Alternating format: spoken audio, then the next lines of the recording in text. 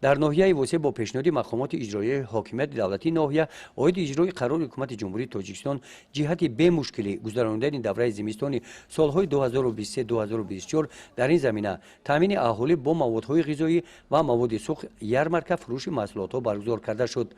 در چورابین مذکور که در میدان مرکز تجارتی و خدمترسانی سلطان کبیر دایر گردید، محصولات نیاز اهالی از کارخانه‌های انگشت کشور با نرخ دسترس پیشنهاد ساکنان ناحیه وسه گردانیده شدند.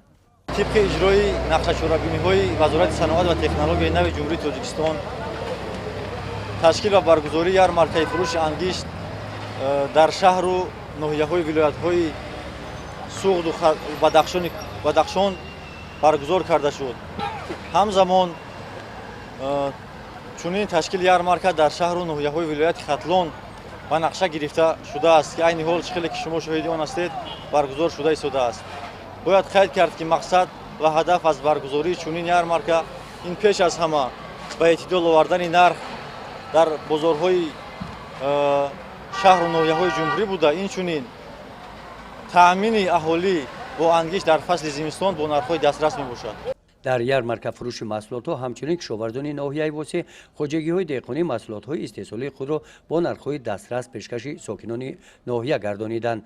طبق اطلاع همینگونه چورابینی یارمارک فروش محصولات‌های نیازی مردم با جلب صاحبکاران و کشاورزان برای غنی گردانیدن دسترخوان ساکنان در دوره زمستان هر هفته دایر کرده می‌شوند. گزارش خواجه نظریف خود نظر ظهوروف از ناحیه وسه برای برنامه اطلاعاتی نوید.